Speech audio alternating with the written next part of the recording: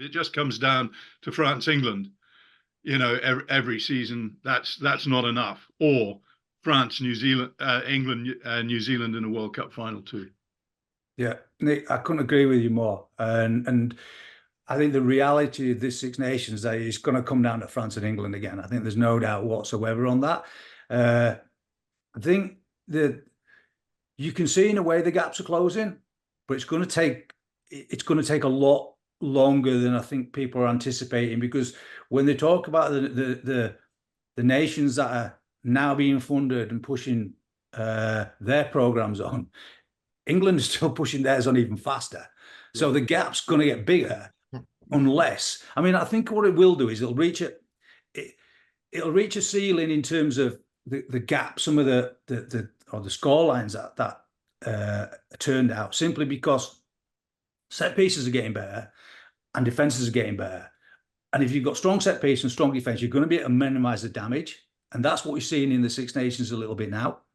And what I would say is, and again, this is from the spectator looking in rather than the coach looking in, there's some really exciting games in these Six Nations.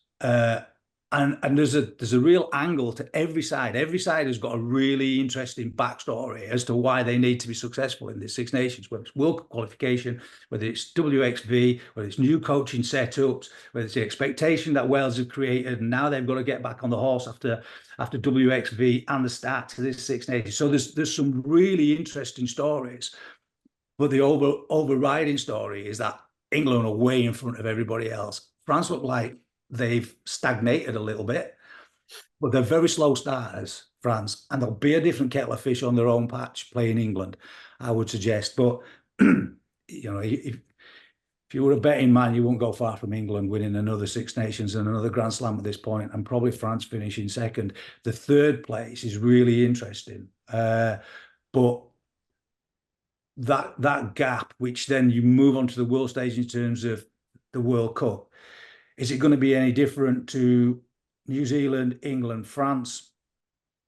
Probably not, as things stand at this moment in time. I feel for Canada, they're a really competitive nation. They've got some really good players, some great talent, but do they have the funding? Do they have the program to keep progressing? Probably not at this point in time.